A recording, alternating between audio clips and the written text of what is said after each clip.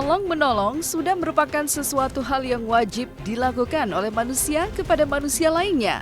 Apalagi jika kita mengetahui ada seseorang yang membutuhkan pertolongan, maka sebagai orang yang beragama dan beriman, selagi kita mampu, maka wajiblah untuk menolong dan membantu orang yang sedang kesusahan, agar masalahnya dapat teratasi dengan baik. Namun hendaknya ketika kita telah ditolong oleh seseorang yang berbaik hati kepada kita, maka sekalipun kita tidak boleh melupakan jasa orang yang telah menolong kita, apalagi menyakitinya. Ya, seperti itulah yang mungkin dirasakan oleh Ashanti terhadap Putra. Bagaimana tidak, Ashanti yang seorang artis papan atas serta sangat terkenal di tanah air, sangat begitu tersentuh kepada seseorang yang kesulitan dalam kehidupannya. Dengan hati yang tulus dan tanpa pamrih, Ashanti akan memberikan bantuannya. Dengan tanpa memiliki maksud dan tujuan apapun, Ashanti pun memberikan pertolongan kepada Putra dengan harapan di kemudian hari, Putra dapat memperbaiki nasib kehidupannya dengan menempuh pendidikan formal di pesantren. Lalu, alasan apakah sehingga Ashanti benar-benar ingin membantu Putra? Maka ketika kita dengan tulus dan ikhlas membantu seseorang, namun balasannya sungguh menyakitkan, Ustadz pun memberikan wejangan kepada Ashanti agar terus melakukan kebaikan kepada sesama di kemudian hari. Karena pada dasarnya berbuat baik pun pasti ada rintangannya dalam kehidupan. Maka selengkapnya, saksikan hanya di Cumi Game In-Depth berikut ini. Hai Cumi Lovers! Bersama Cumi Game In-Depth, kami sajikan kabar lengkap, mendalam, dan akurat dari narasumber terpercaya. Dan jangan lupa untuk like, subscribe, dan juga share channel YouTube ini. Semua manusia tentu ingin memiliki kehidupan yang baik dan terpenuhi semua kebutuhannya. Namun tidak semua orang yang beruntung di dalam hidupnya. Ada orang yang tidak beruntung dalam kehidupannya dan harus menjalani kehidupan yang keras agar terpenuhi kebutuhan dasarnya. Namun, ada orang yang beruntung dan memiliki kelebihan rezekinya karena bakat ataupun yang dimiliki dalam kehidupannya. Ya, seperti itulah realita kehidupan yang terjadi. Namun, meskipun ada orang yang kehidupannya kurang beruntung, terutama dalam hal ekonomi, bukan berarti terganjal untuk mendapatkan kehidupan yang lebih baik. Salah satunya adalah Putra yang memiliki faktor ekonomi kekurangan. Dan untuk membantu serta memenuhi kebutuhan dasarnya, Putra pun berjualan cilok. Maka mendengar kisah tersebut, terketuklah hati Ashanti untuk membantu Putra dengan cara salah satunya adalah menyekolahkan Putra ke pesantren agar kehidupan Putra kelak di kemudian hari memiliki bekal ilmu pengetahuan dan dapat merubah nasibnya menjadi lebih cerah dan lebih baik. Maka inilah dahulu salah satu alasan Ashanti tergerak hatinya untuk membantu Putra. Namun, bagaikan nasi telah menjadi bubur, hingga pada akhirnya Ashanti merasa kecewa dituding menelantarkan Putra. Ini sepeda yang lama, sepeda jualan cilok yang lama. Terusnya ini yang baru, sepeda yang baru. Ini dari mana nih sepedanya itu? Dari Pramuka Kebayoran Baru. Oh, dikasih? Iya. Sama apa aja dikasihnya? Sama itu sama bahan-bahan cilok. Oh, bahan-bahan cilok. Juga boxnya juga dikasih juga? Iya. Dulu waktu belum dikasih box pakai apa? Pakai keranjang. Pakai keranjang. Seneng nggak dikasih sepeda baru? Senang. Udah berapa lama nih sepedanya? Baru 3 harian lah. 3 hari, berarti masih baru banget dong. Oh, belum dipakai? Belum dipakai. Berarti kemarin masih pakai ini jualannya? Apa nih kira-kira mau pakai sepeda ini buat jualannya? Kita nggak tahu. Abis pulang kampung kayaknya soalnya mau ngejar dulu ke makam ibu bapak. Oh, mau pulang kampung. Ibu bapak di makam di kampung? Iya, di kampung. Kalau boleh tahu udah berapa lama? Udah, kalau ibu mah udah 1 tahun ini, kalau bapak mah satu tahunnya bulan puasa. Oh, berarti ibu. Iya. Waktu kemarin baru selamatan. Baru lama ini. Ini buka dikasih tahu nih boxnya apa kan? Ini buat tempat cilok sama tempat uang kadang. Oh, gimana bisa? Nah, Ini di atasnya? Ini apa nih? di atasnya nggak tahu buat apa. Oh, ini buat tempat apanya di sini? Cilok. Tempat cilok. Heeh.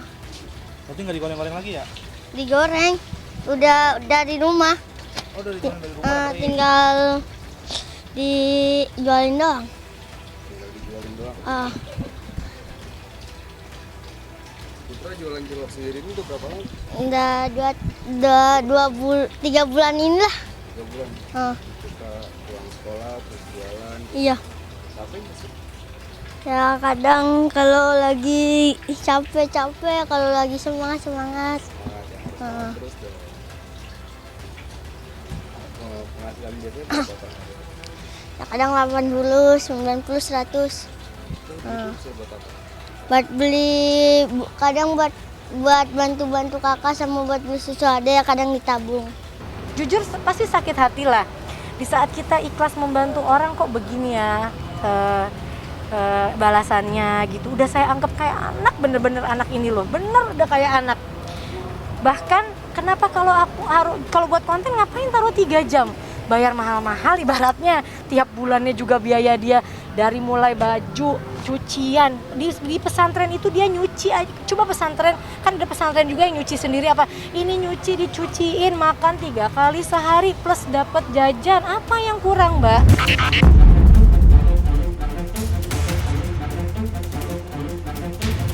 Setelah tadi Putra menunjukkan sepeda untuk berjualan cilok yang pada akhirnya dulu Ashanti ternyuh hatinya sehingga ingin membantu, Putra pun menunjukkan tempat tinggalnya yang dengan ukuran sangat kecil namun dihuni oleh banyak saudara-saudaranya. Putra pun mengisahkan bagaimana awalnya pada akhirnya berjualan cilok.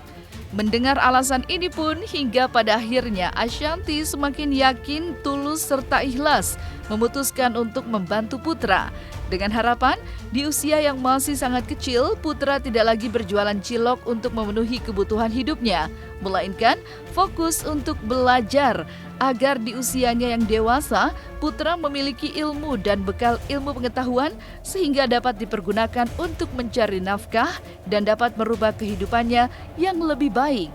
Ada pemirsa, ini ada saudara lagi pada main dari kampung.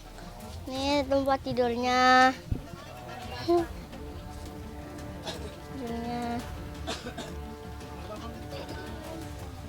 Biasa di situ di Iya, di sini bikin ciloknya. Betah nggak Bu tinggal di sini? Betah deh dari kecil. Dari kecil soalnya. Kenapa betah? Karena banyak teman-teman atau karena Banyak teman-teman, terusnya di sini mah ada yang ngajarin. Ntar kalau kakak-kakak setanya punya rezeki, kadang dikasih tas, kadang diajak jalan-jalan. pengen nggak Bu Putra punya rumah yang lebih gede dari ini? Mau. Waktu dulu kan jualan punya bibi terusnya capek, sakit dadanya, berhenti terusnya kan cobalah usaha sendiri, jual kriuk, kumpet dari kakak ya, ditabung terusnya udah banyak kak bikin cilok, senang terusnya juga kaget. Biasanya bukan artisnya yang kesini, malah kesini artisnya. Udah ada berapa artis yang pada ini? Baru Bunda Asanti doang. Nanti ada lagi nggak? Ya semoga aja ada lagi, semoga aja Kak Ariel Tatum.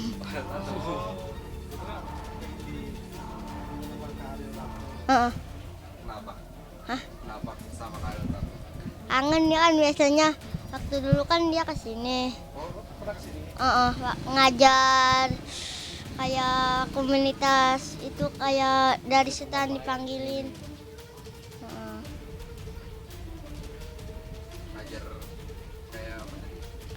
Komunitas ngajar anak-anak yang di sini, ngajar belajar, main, Apa aja yang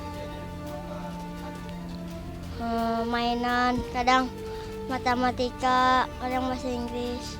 Dari komunitas Bambu pelangi. Iya. itu punya Enggak, kan ada anak setan. Kan waktu itu kan ada acara. Pas kita tampil, terusnya ada Kak Ariel Tatum. Terusnya Kak Ariel Tatumnya mau ke sini. Heeh. Heeh.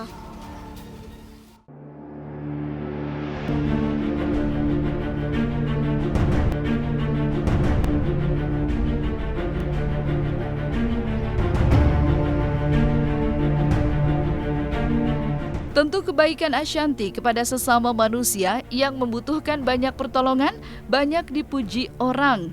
Maka ketika Ashanti merasa bahwa kebaikannya dibalas dengan sesuatu yang sangat menyakitkan, ada wejangan dan nasihat dari Ustadz Abdul Hakim agar Ashanti tetap berbuat baik kepada siapapun, terutama kepada sesama yang memang membutuhkan pertolongan. Maka ketika dalam berbuat kebaikan malah mendapatkan balasan yang tidak sesuai, kiranya Ashanti memiliki hati yang ikhlas dan sabar. Selain itu, menurut Ustadz Abdul Hakim, kebaikan sekecil apapun yang telah kita perbuat kepada sesama manusia, Allah Subhanahu wa Ta'ala tentu akan membalas kebaikan kita. Ya, Assalamualaikum warahmatullahi wabarakatuh, pemirsa. Ya, inilah ujian. Ya, maka ujian ini harus kita sikapi. Sikap pertama adalah dengan sabar. Baik Ashanti dan juga anak angkatnya, ya. Karena namanya kebaikan itu pasti ujiannya banyak. Menciptakan kebaikan itu bukan tidak ada rintangan, tentu ada rintangan. Pertama buat Mbak Ashanti tentunya ikhlas yang modal utama. Jadi dalam Islam ada hadis yang luar biasa, innamal a'malu binniyat. Kita kembali kepada niat kita. Jika niat kita baik, insyaallah, ya, kita nggak usah gentar, nggak usah takut dengan celaan, dengan ujian, dengan fitnahan dan lain sebagainya. Tetapi kita bersabar, niatnya itu jangan pernah pudar untuk kebaikan. Sampai pun, kalaupun seandainya pun itu anak yang diasuh, yang diangkat, kemudian menjelek-jelekan, maka itu tetap kita harus bersabar. Ini pernah terjadi zaman Rasulullah SAW ketika Abu Bakar As-Siddiq radhiyallahu anhu mengangkat seorang anak, ya, seorang anak diangkat oleh Abu Bakar As-Siddiq. Kemudian anak ini tumbuh besar dalam asuhan Abu Bakar As-Siddiq, kemudian berkembang menjadi seorang yang dewasa. Satu ketika ada peristiwa besar di zaman umat Islam saat itu, yakni fitnah tentang Aisyah radhiyallahu anha yang difitnah katanya berselingkuh. Siapa yang menyebarkan itu? Anak angkat daripada Abu Bakar As-Siddiq.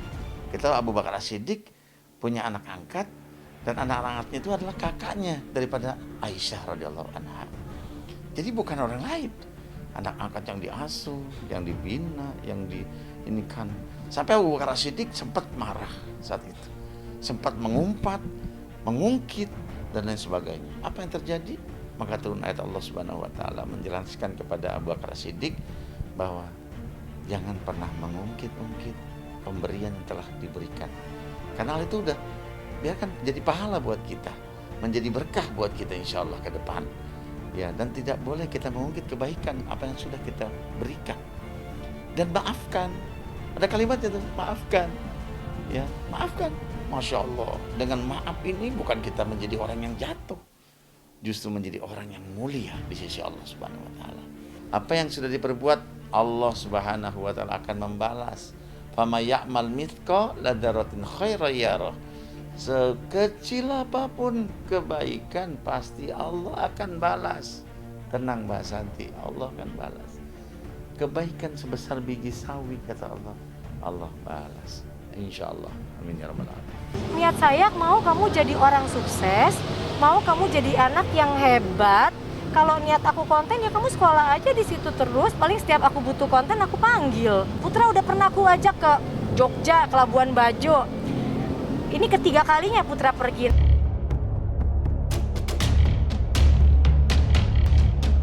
Maka selain memberikan nasihat kepada Ashanti agar tetap berbuat baik kepada sesama yang membutuhkan pertolongan, serta ikhlas jika kita telah berbuat kebaikan namun mendapatkan balasan yang menyakitkan, nasihat dari Ustadz Abdul Hakim pun juga diberikan kepada putra. Pesannya adalah agar tetap hormat kepada orang yang telah memberikan pertolongan. Jangan pernah lupakan orang yang telah berbuat baik kepada kita, apalagi hingga menyakitinya. Bagi anakku, Mas Putra, ini adalah juga ujian buat antum. Ya tentunya, jadilah orang yang bersyukur pada Allah Subhanahu Wa Taala. Jadilah orang yang jadi orang yang bersyukur kepada Allah. Bersyukur pada Allah itu ada syaratnya. Syarat apa syaratnya? Maka kita bersyukur juga kepada orang tua kita, kepada orang yang lebih tua daripada kita, yang pernah memberi kepada kita. Kita berterima kasih. Maka Allah Subhanahu Wa Taala akan menyatakan, inilah orang yang bersyukur di hadapanku, kata Allah Subhanahu Wa Taala. Dan orang yang bersyukur Allah akan tambah nikmatnya. Sebaliknya orang yang kufur, Allah akan azab dengan azab yang sangat pedih. Jadi Mas Putra tetap juga bersabar dan selalu bersyukur pada Allah Subhanahu Wa Taala. Nah, selesai sudah Cumi Lovers bersama Cumi Camp In Depth. Kabar lengkap, mendalam, dan akurat dari narasumber terpercaya. Dan jangan lupa untuk like, subscribe, dan juga share channel YouTube Cumi Cumi.